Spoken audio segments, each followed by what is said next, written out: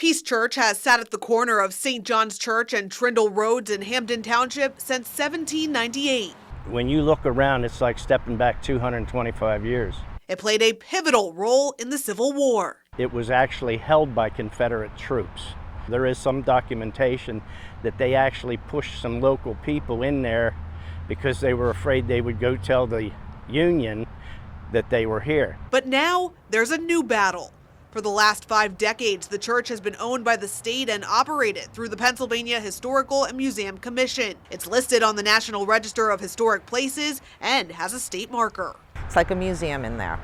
It is one of the, I believe, the oldest church in Cumberland County in its original condition. In 2020, PHMC decided the history was not significant enough to keep the church in its hands. Good Shepherd Anglican Reformed Episcopal Church in Harrisburg is looking to become its new owner. I'm very committed to having this building look as much as it does now for years to come. But groups like the West Shore Historical Society are not in favor. It would seem like we're going back in time. The reason why the state owned it in the first place was because 2 congregations couldn't afford to maintain it. Members believe the congregation has good intentions, but allowing weekly worship could lead to wear and tear, which will ultimately ruin the building. The group would rather it go to the Friends of Peace Church, which has stewarded the property since the 1970s. For all those years, they have kept the church in pristine condition. They also pay for the maintenance of the church. The Historical Society is working on gathering support from the community. They've collected hundreds of signatures through petitions just like this one.